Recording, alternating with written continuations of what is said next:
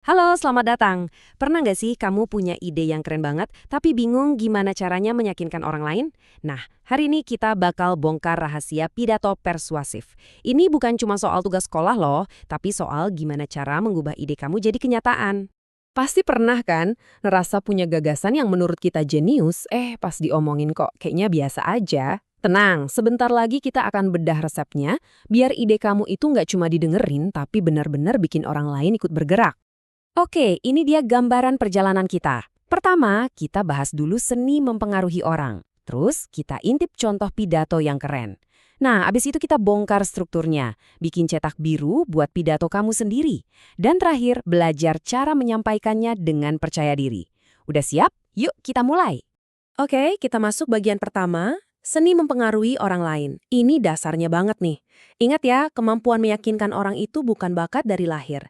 Ini tuh skill yang bisa dipelajari siapa saja. Siapapun bisa belajar mengubah enggak jadi iya. Zaman sekarang kan apa-apa lewat chat atau email, praktis sih. Tapi kalau mau bener-bener kena ke hati dan pikiran orang, nggak ada yang bisa ngalahin kekuatan pidato. Disinilah sebuah pesan itu bukan cuma jadi info, tapi jadi inspirasi.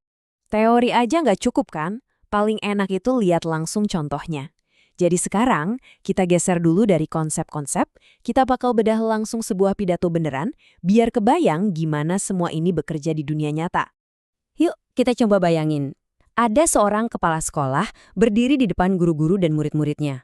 Misinya cuma satu, meyakinkan semua orang buat dukung program sekolah yang baru dan penting banget. Wah, tantangan besar ya. Coba kita lihat gimana cara beliau melakukannya. Nah, dengerin deh, intinya jelas banget kan? Mengajak bekerja sama menyukseskan program sekolah ramah anak. Perhatiin deh kata kuncinya itu mengajak, bukan menyuruh atau mewajibkan. Ini nih kunci pertama persuasi. Bikin audiens merasa jadi bagian dari tim, bukan cuma jadi bawahan. Oke, kita udah lihat contohnya beraksi. Sekarang saatnya kita jadi detektif. Kita bakal bongkar mesin di balik pidato tadi. Apa sih yang bikin pidato itu berhasil? Gimana setiap potongannya dirangkai jadi satu kesatuan yang kuat? Jadi, ini intinya ya. Pidato yang keren itu bukan sulap, bukan sihir. Ada polanya, ada strukturnya yang jelas. Dan kabar baiknya, kalau kamu udah tahu polanya, kamu juga bisa pakai kerangka ini buat ide-ide kamu sendiri. Nah, ini dia 5 langkah saktinya. Ada salam pembuka buat nyapa dan bikin suasana cair. Terus kalimat pembuka ini buat narik perhatian mereka dari detik pertama. Di bagian isi, disinilah kamu keluarin semua argumen kamu. Lalu ada kalimat penutup buat ngerangkum semuanya. Dan terakhir salam penutup. Percaya deh, dari pidato kepala sekolah tadi sampai pidato-pidato besar di dunia, semuanya pakai fondasi 5 langkah ini. Oke, sebelum lanjut lebih jauh, kita samain dulu istilahnya ya. Orang yang pidato kita sebut orator. Nah, orang yang mendengarkan itu namanya audiensi. Interaksi antara orator dan audiens inilah yang bikin persuasi itu terjadi. Sekarang kita masuk ke jantungnya.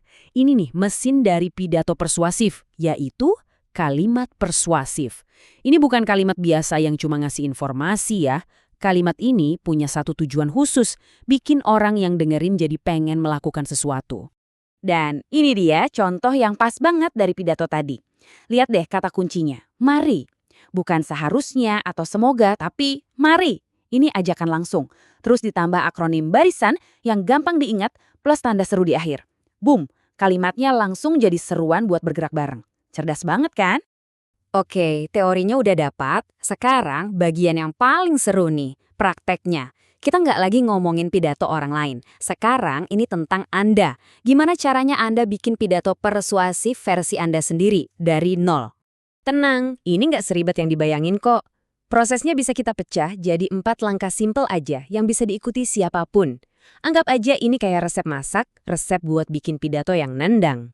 Gini nih caranya, gampang banget. 1. Pilih topik yang benar-benar Anda suka dan peduli.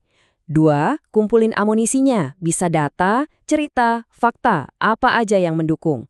3. Masukin semua bahan tadi ke kerangka 5 bagian yang udah kita bahas. Nah, yang terakhir, 4. Kembangin kerangka itu jadi naskah pidato yang utuh.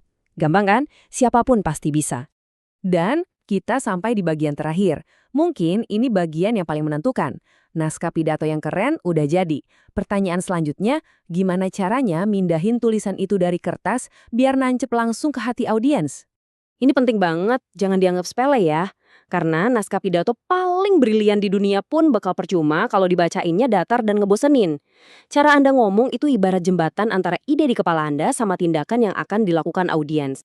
Nah, ada 4 hal yang perlu diperhatikan. Pertama, lafal atau cara pengucapan harus jelas biar orang ngerti. Kedua, intonasi. Mainin nada suara Anda biar nggak monoton dan lebih emosional. Ketiga, kalimatnya harus sopan biar orang nyaman dengerinnya. Dan yang paling penting, percaya diri. Logikanya, gimana orang lain mau percaya sama Anda kalau Anda sendiri kedengeran nggak yakin? Jadi, itulah resep lengkapnya. Dari ide mentah sampai penyampaian yang memukau. Semua alatnya udah ada di tangan Anda sekarang. Jadi pertanyaannya udah bukan lagi gimana caranya, tapi pesan apa yang mau Anda sampaikan. Ide keren apa yang selama ini Anda simpan, yang sekarang udah siap Anda suarakan buat bikin perubahan.